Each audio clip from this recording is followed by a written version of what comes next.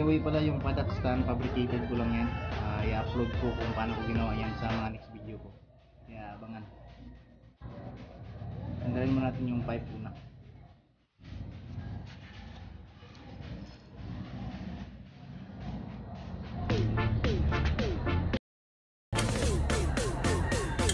Nungguin yan.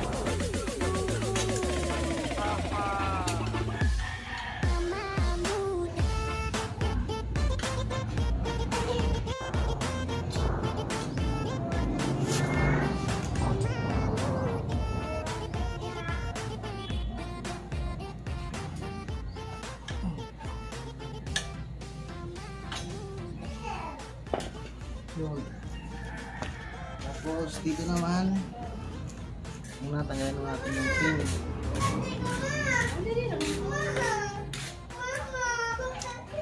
Tapos yung 36 na.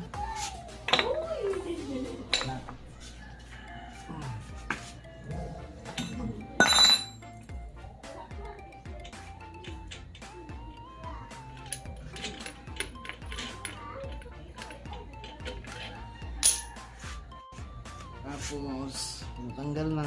Ganda natin pupukin yung gulong palabas.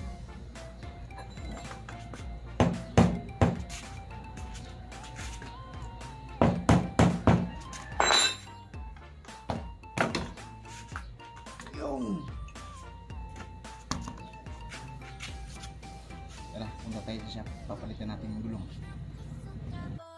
See the difference. 150 and 120.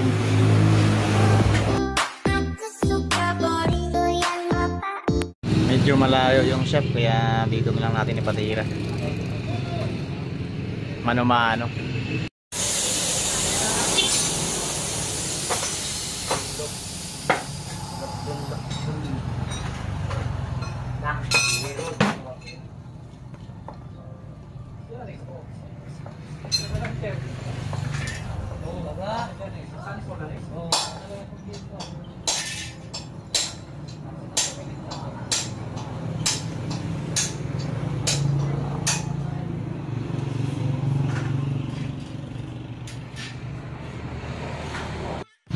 Ayun ang inspiration yung kagwang nga din eh.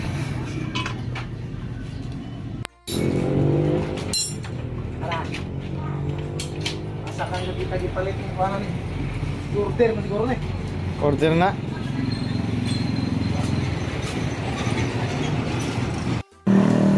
May freebies. Missile tire PH. Super Sport. Order Guinness Manila na guys.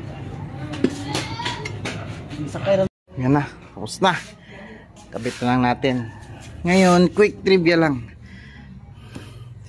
Ang reason pala kaya ako pinalitan to kasi na marami ng crack. Hindi na ako expire na itong gulong na to. Free lang kasi ito nung pagbili ko ng Rero Mags na 18 eh. Yan. Yan o, marami ng cracks. Tapos yung loob. Yan. Dito parang may balon no. Delikado pala talaga pag expire na yung gulong. Buti na nakapagpalit. Tapos ang isang reason kaya nag small tire ako dahil yung chain natin sumasayad dyan. Ano, may marka pa. Yan. Yan, nagliit ako. Gusto ko sana 130 kaso walang 130 na Super Sport na Missile. Yan. 120 80 18 Missile tire Super Sport. Ito na yung pinakamalaki sa 18. Wala. Tapos yung mags ko pala, yung lapad niya 4.5, straight lang siya sa dulo ng rim natin. Yan. Yeah. Tara, kabit natin.